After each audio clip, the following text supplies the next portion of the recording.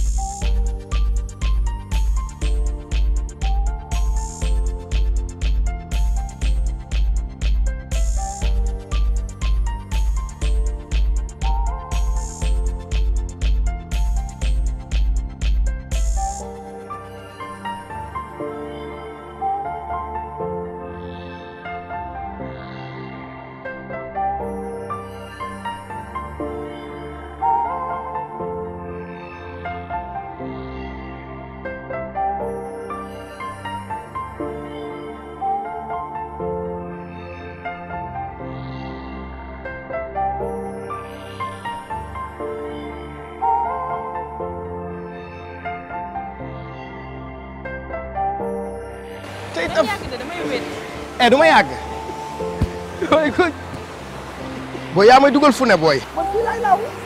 barki yàlla. fii laay ñëw kan. booy gudd. boo bëggee dëgg-dëgg yow da nga si dal booy xale bi moo mool. xoolal booy kaay ma xamal la ne yow rek laa bëggoon wan sama bopp. nga xam ki ma doon. waaw yow mais nag dama la benn booy yow wii ma tam nga de. nan laa nekkee wii ma tam. waaye booy yow booy keroog bi la booy bi naa ay maala mooma ay koko rappe man dégg naa si.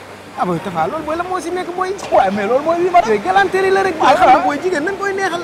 booy yow barke li moo tax yéen pour yéen wala mbëggeel xam nga lan la ay arñe ay bandi booy mbëggeel waxtu neex la. moo gën a gis quoi. booy Tafa nag booy bi nag instant bi li ma bëgg a accélérer rek moo ma jaaxal. booy bi takk lay teg kut koo kut mariage bi dañ ko def léegi bul dëgër boobu dafa ndaan booy bi cap na booy temps bi loolu moo xew booy bi cap na capam bëgg na la takk soobul. mais tax loolu nga yaakaar loolu du wàccee sa dignité. waay ban wàccee dignité moom moo la bëgg a takk n'est-ce pas booy soobul man guj loolu lay wër booy buñ la takkee dañ lay noppal ay charge yi doo fi ne du sonn booy da ngay dem sëyi benn yoon booy fi mu dëkk baax mais yow moom la def booy bu ma sëy ba ngaa dem booy guj bu doon man dem naa bu yàgg. yaa ma yóbbu fi de yàlla si ngi kum waaw da ciy baax du face to face tuuti cey ma men Merci. booy xaaral oh andi cey ni ma Oui. booy xaaral ma teg caan bi booy bu def de lewal bu neex booy lewal bi na neex de booy boo si waxee loolu dama koy bàyyi de wax maa ngi jégalu Vous vous rappelez? bébé Oui, mon cher. j'ai fait très attention Allez.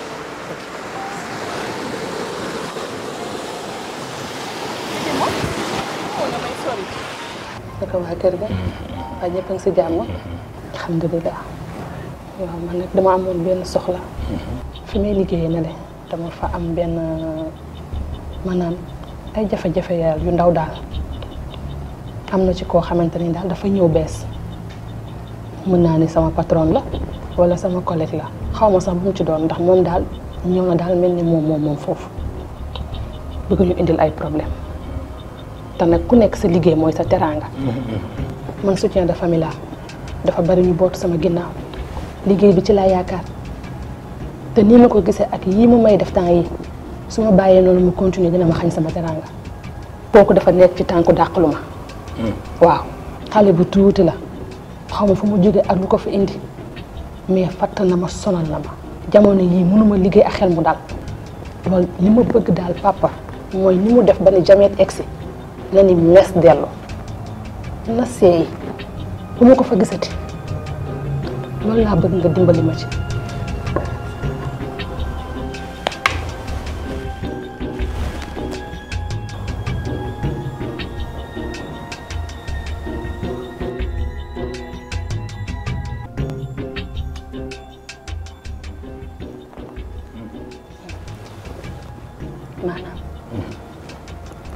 moom maanaam dafa am bopp borom bopp la kenn mënul ko dara waaw ku yàlla mënul dara de amul yaakaar naa la ci de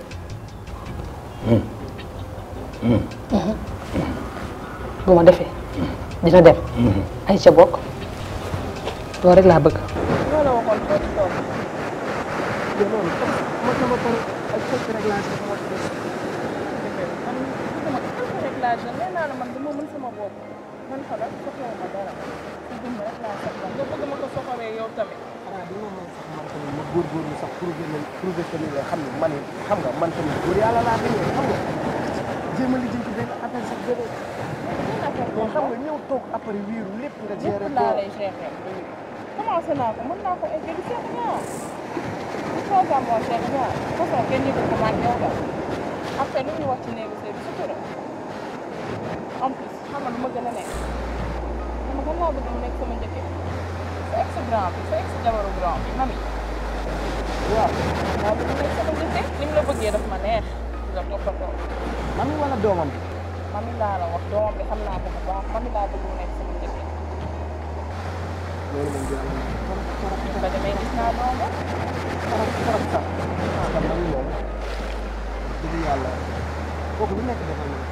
laa bëgg mu nekk sama njëkke léegi moo tax la neex xamal loolu man xalaatuma ko woon ma wax la dara xam naa ni loo xamul sax mais dama la koy waxaat loolu man ni la nekk te daan la ko wax sëriñ lan nga bëgg moo bu dama jébalu sëriñ wax ma ndigal li day jébalu teerlu wax ma ndigal li lan la ma def ko ah ndigal li moom xam nga ni weesuwul ma ne sëñ bi am jàmm rek ne sëñ bi am jàmm jàmm bi ma am si yow man dama ko mën a am feneen te xeeti neex-neex yeeg baax yooyu loolu yu am gu yooyu xale yi wax yooyu tamit fexeel sëñ bi di jot yooyu boo koy def da ngay am ngërëm gis nga yëg avion de mosuma dugal maa la koy dugal man astu rek mais sama yëg dañuy naaw fu la neex di ma rey fii de plongé laay def fii nga ñàkk ma déedéet buy ma kon wax ñu tuuti déedéet bi xama nab la mais lu tax ma raw la pourquoi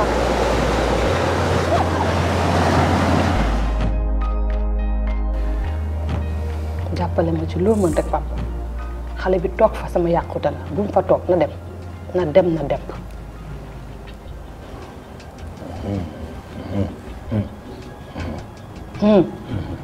mu abal ma ok alhamdulilah waaw ma gas ma suul ko ci bureau ba waaye ay karo dañoo fa nekk ma wekk ko ci mur wekk bi wóor na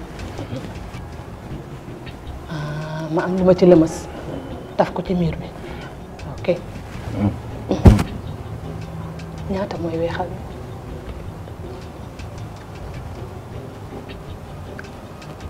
ñeenti yoon 200 000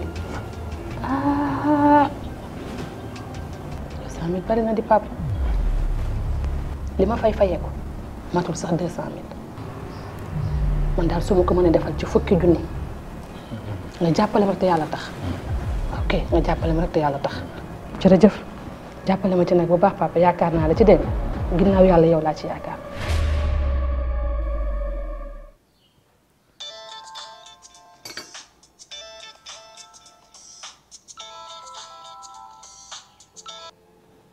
Allô?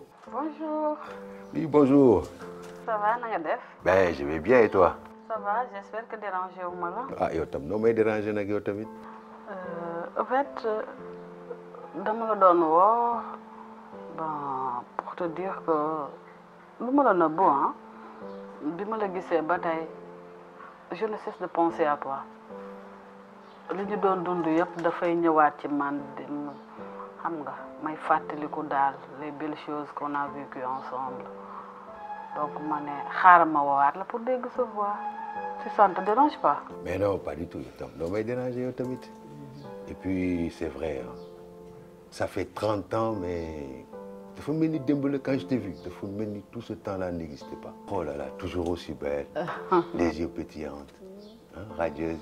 C'est incroyable, hein. T'as pas changé du tout. mais gis nga de àddina nu mu demee xam nga bi nga demee période boobu xam nga boobu téléphone yi amul xam nga donc nga dem Europe te boobu Europe bu njëkk ba la xam nga ñu naan lan yow kii nga nar a xaar xamoo lettre sax pour nga jotoon ko xam nga mooy loolu internet bi bëriwul ah sama mbokk yi topp ma koy xaar bu xëyee ñëw indi tubaab dugg na fi génn fi yàq sa xel daal obligé c'est. Man tam bi ma yëgee ne finalement tu t'es marié, bon au moment j'étais un peu perturbé. Après bon, moi aussi j'étais obligé de me marier, hein. Je ne le cache pas parce que j'ai une petite famille à gérer et autres. Ah, c'est vrai. Bon, c'est le destin, hein. Mais quand même hier quand je me le disais, oh là là, c'est comme si j'ai vu le soleil une deuxième fois dans la journée. Mais dis, actuellement maa ngi ci kër gi fii comme tu sais. Moi je t'aurais proposé nga boo mënoon jaar à l'atelier. maa ngi village des Arts. Ah ok, je connais. waaw voilà am atelier. Donc man soo boobu mënee jaar. Ça va être possible. Il faudra m'appeler juste avant. D'accord, il n'y a pas de souci. Kon di nga ma gis bientôt. Très très bientôt, je veux dire. Hein? Allez, ciao. Allez, ciao, au revoir. Merci.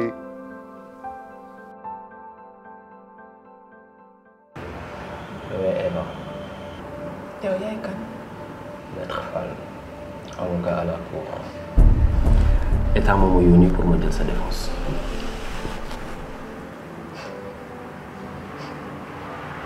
C'est drôle.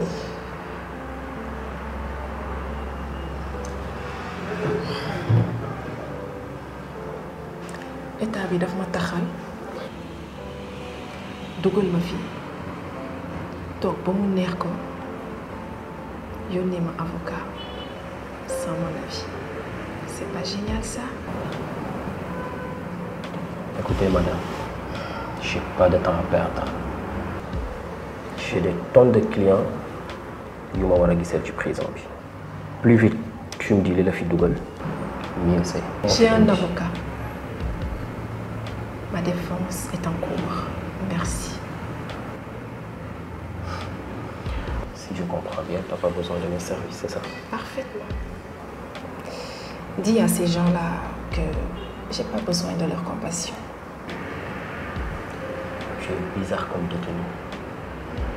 On te propose un avocat gratuit qui est là devant toi. Tu me dis que tu as un avocat que tu veux payer pour ta défense. Les avocats commis d'office duñu fa laal sa dossier. Man xaaruma, je veux les meilleurs avocats du barreau. Et il n'y a rien de personnel. L'infini. Et je ne sais pas qui vous êtes. Et ce que vous faites ici, mais faites très attention. Allez retrouver votre famille, bien sûr, si vous en avez une.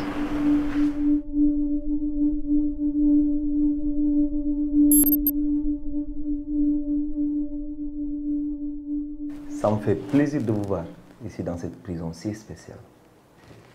Et que gis naa yi ngay def yëpp yëg naa ko aussi. waaw loolu daf ñuy sawarloo trop. ñu mel ni yéen buñ ko amoon ci réew mi prison yi bare nit ñi seen xel nañ dal. ndax kaso jombul kenn. mais vraiment loolu kontaan nañ ci trop. merci beaucoup. bon sant yàlla parce que ñun ñëpp ñoo war a jàpp ci liggéey bi état émergent la ñu wax c'est pas le travail d'un seul homme c'est le travail d'un peuple. damay jàpp fii nga jàpp fële dëkk bi dem kanam le président de la République ci yoon boobu la nekk. jërëjëfati. mais on peut aller visiter la prison. non loolu indiwuma fi dafa am benn cas boo fi indi. prison bi y a une certaine Eva. Oui. am na benn détenu c'est vrai Eva mi ngi fii mi ngi ci prison bi. dama bëggoon xam son cas nga leeralal ma ci tuuti. Bon d'après rapport yi atteinte à la sûreté de l'État lañ def ci dossier bi et que le ministre actuel monsieur Rodriguez moo def le tout ba ñu indi ko ci sama prison bi fii donc loolu daal laa ci jot a xam pour l'instant. ok am na ñeneen visite yu ñëw fii di ko fi seet si. waaw oui ci rapport yi gis naa ci ñu bari ñu ko fi seet d'ailleurs sax loolu bëggoon naa ci sax am tuuti pour xool parce que man kaam lépp xaw ma ko daal li ko fi indi carrément laa bëgg a xam man le vrai fond. du sa domaine. ok xam nga lan laa bëgg. tu m'envoies les rapports par mail le plus vite possible parce que c'est un cas urgent et très sérieux et fais en sorte que mu xam ne man maay avocat wam. ok. D'accord. Voilà. J'avais oublié li ñu wax fii yëpp. Anta, Anna, wa Rabbi. Na fi am. D'accord, il y a pas de problème. Passez une bonne journée. Merci monsieur Fall. À très bientôt. Merci beaucoup.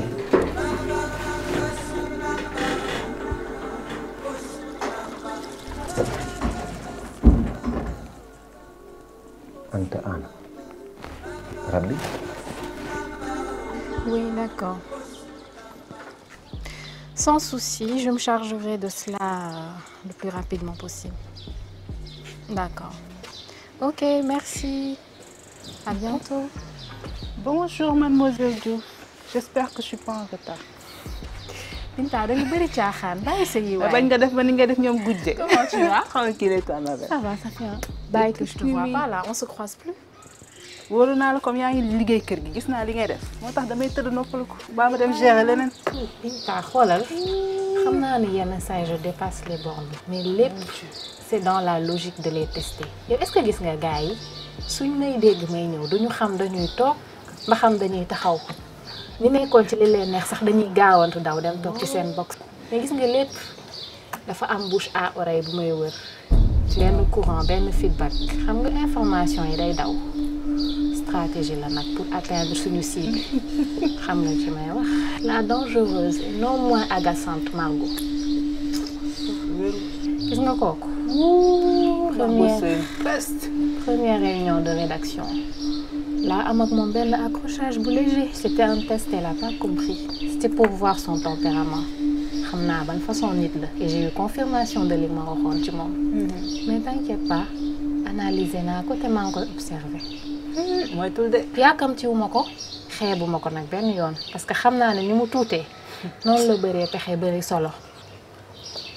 Parole de mademoiselle Diouf. Mais en parlant de ça sax toi tu en es où? Tes princes charmants. Tu sais Abdoul moom. Ça bien ça arrive. Binta kañ nga dëgër xol. Ah mais xol tamit kenn du ko forcer. Et puis si à côté y a Malik nga xamante ne moom rek nga bëgg aussi Abdoul il a pas beaucoup de chance à côté. Malik je serai pas hypocrite xam nga du ma la fen. Je l'aime beaucoup mais Malik nekk ñu nekk. Pourquoi? Malik moo tëj sama papa. Ah oui j'oublie ce détail là. ak ni mu mën ci mel mais mu jur. Ouais. Et puis aussi moom ak bu fekkee ne li muy wax dëgg la balaa muy def dara waroon na xool Binta wax ak Binta. Mais ça n'a pas été le cas. C'est assez délicat et je suis très très mal positionnée pour parler d'amour entre lui et moi. J'avoue que je n'envie pas ta position actuelle, hein, c'est très complexe.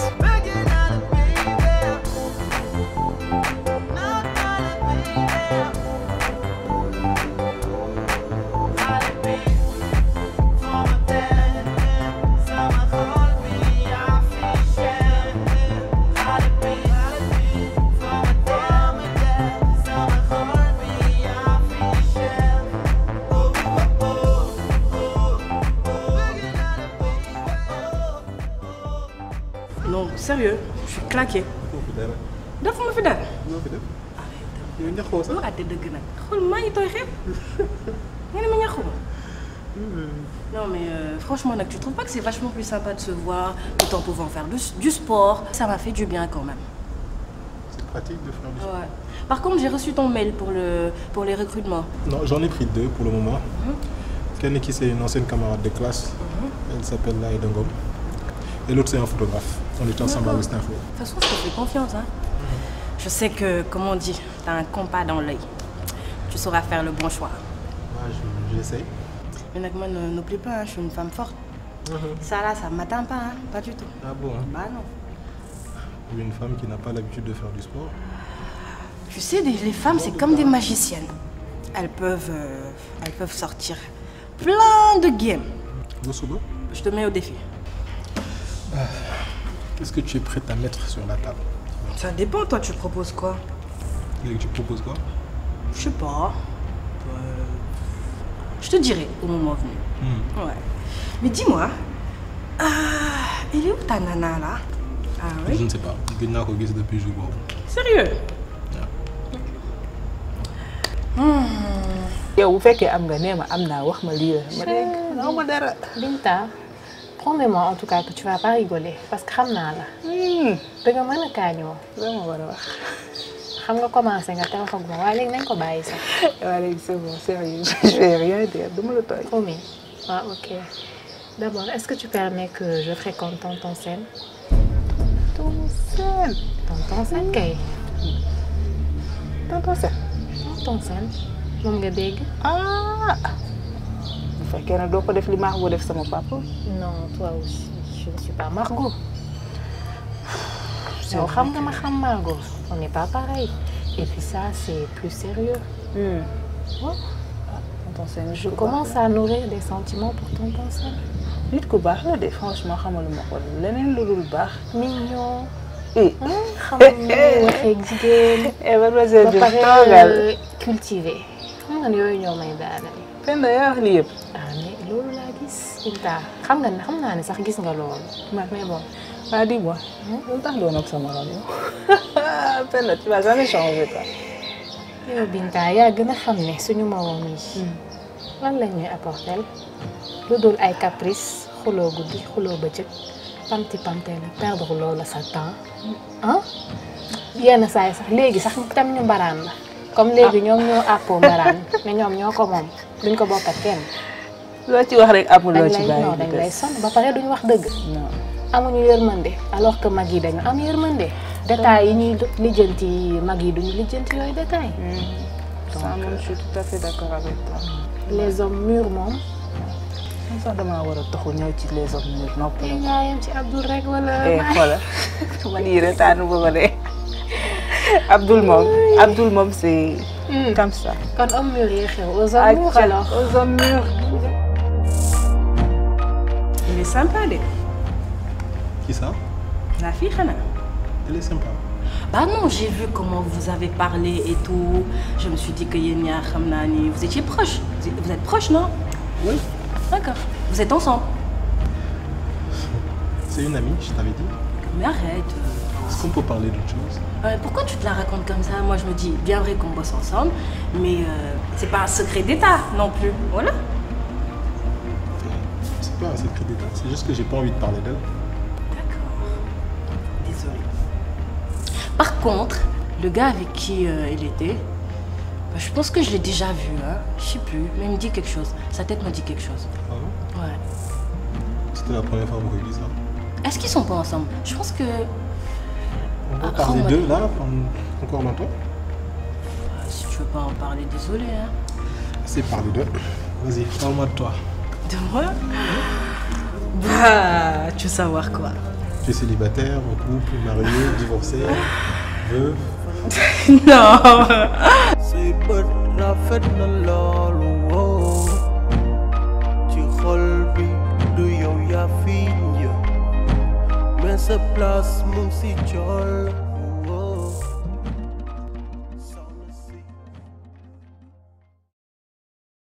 Comment vas-tu?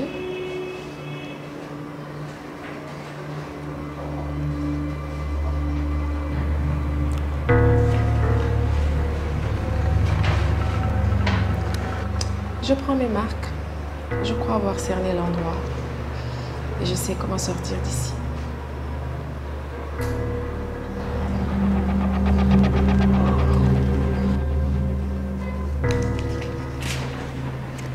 T'emballe pas, ça va se passer à l'intérieur. J'ai besoin de toi pour autre chose de plus important. Il y a un monsieur qui s'est présenté à moi comme étant mon avocat commis d'office. Je veux que tu enquêtes sur lui.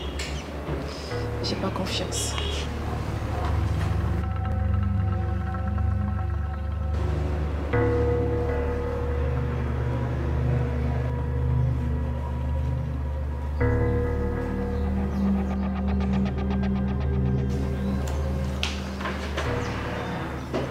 Très drôle. Ce n'est pas lui, je le connais. L'autre est court, barbu, posé et me semble être un gentleman.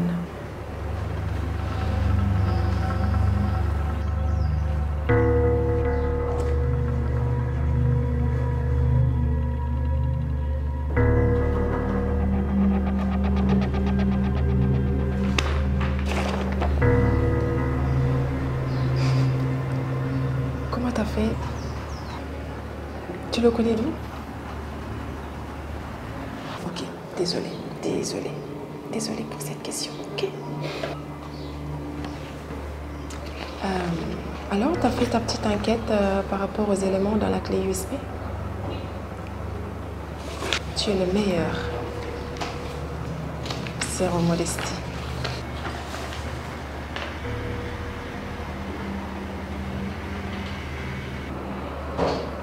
C'est pas possible. S'il est le boss alors, qu'est-ce qu'il fait ici? Il me craint? C'est donc ça. Ok. Que puis-je faire pour vous? C'est Maître Gay, avocate à la cour. Je suis venue m'enquérir de votre situation. Mais moi, je n'ai consulté aucun conseil. Je n'ai pas demandé la présence d'un avocat près de moi. C'est votre fille Binta qui m'a envoyé vous défendre. C'est Binta, ma fille, qui vous envoie. Voilà. Pour me faire sortir d'ici. Je suis. Pensez-vous pouvoir me tirer d'affaire? Oui, bien sûr. Maître Gay, êtes-vous sûr de pouvoir le faire? Je pourrais vous tirer d'affaire. Il faudra juste m'expliquer les faits. Il n'y a pas de fait. Je suis accusé de complicité de détournement de deniers publics avec monsieur le ministre. Et j'ai dit que c'est totalement faux. C'était un client et je fournissais un travail qui me paye. Il n'y a pas autre chose.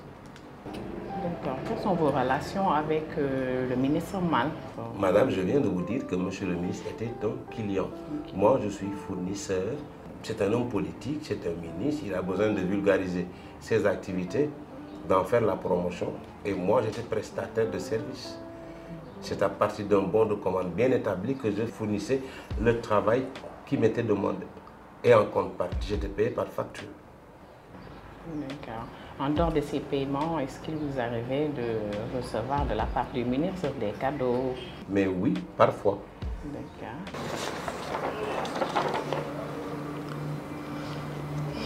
Ne te soucie pas pour moi. Je suis au chaud là-dedans. Les filles qui sont là, je les maîtrise.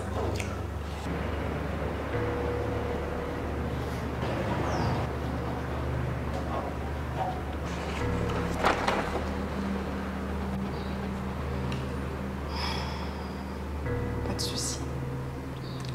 Je crois que Daf m'a régalé. Depuis que je suis là, il ne m'a jamais appelé dans son bureau. Mais je vais enquêter sur lui avec les filles.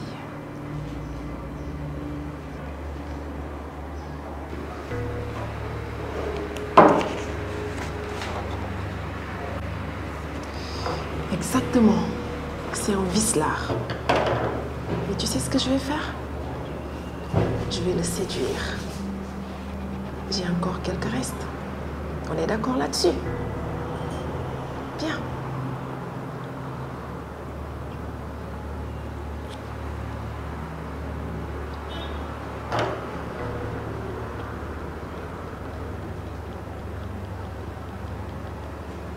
Tu as encore fait un excellent boulot.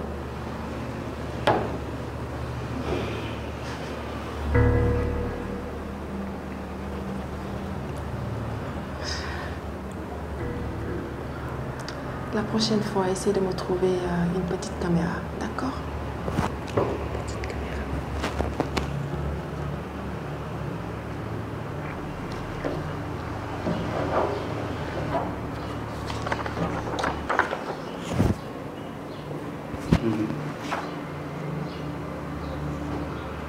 Elle sort d'ici.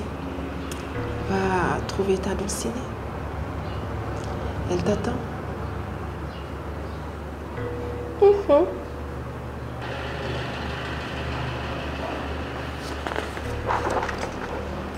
Je te crois, hein? C'est ça. Allez, file.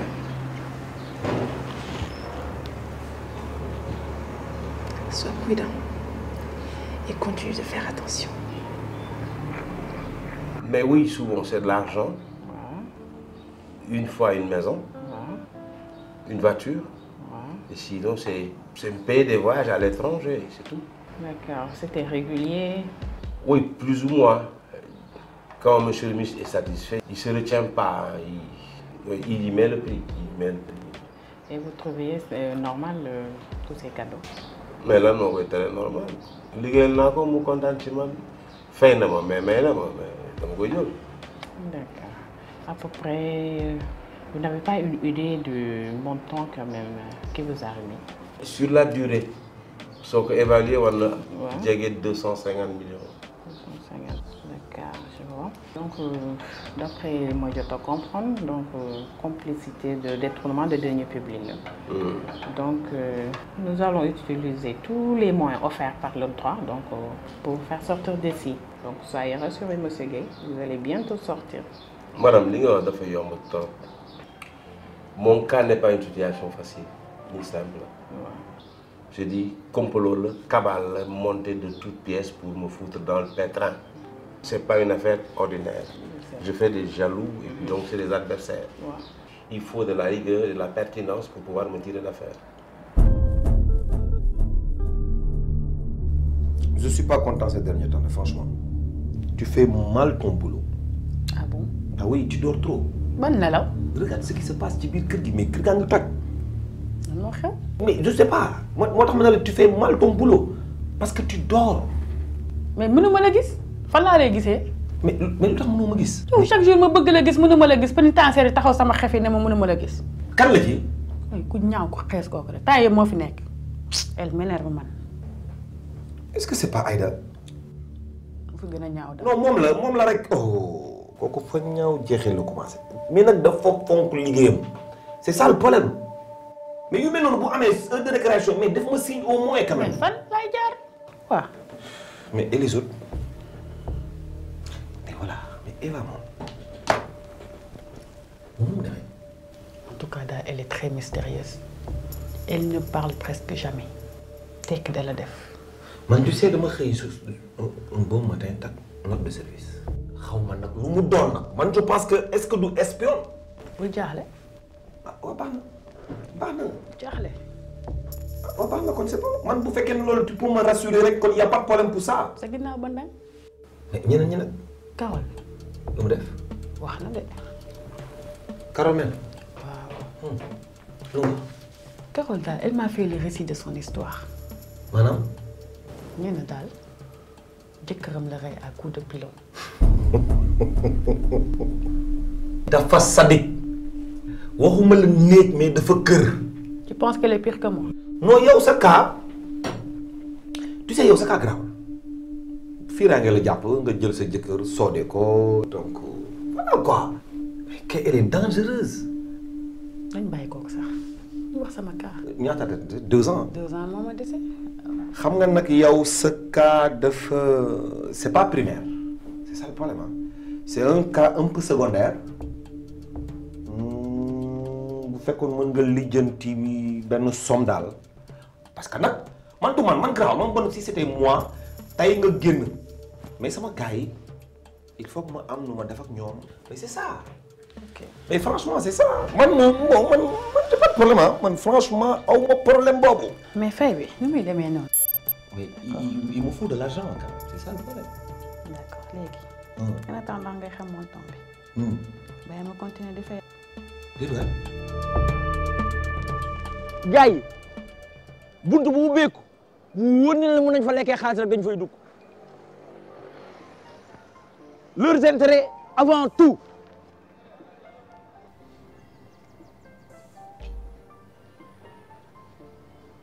loo may wax ni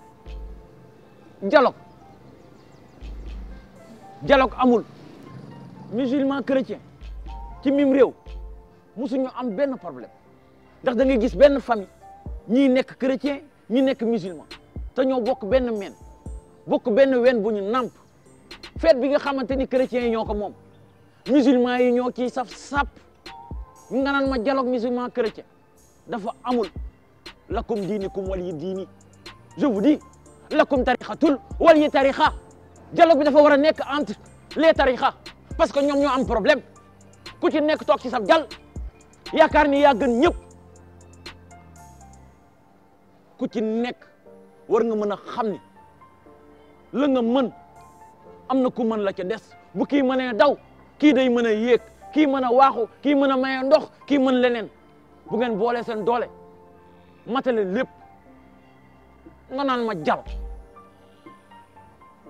dialogue entre nous ñenn ñi di def diviser pour mieux régner suñu amee problème dem seeti kii te fekk ne seen intérêt moo leen fa baax waaye du intérêt askan wi et je me pose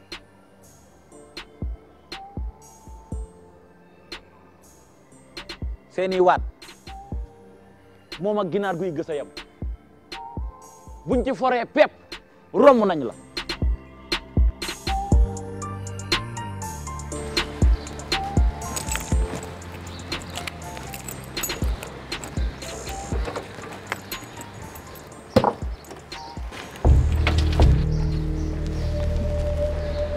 Hey, la princesse de West Info.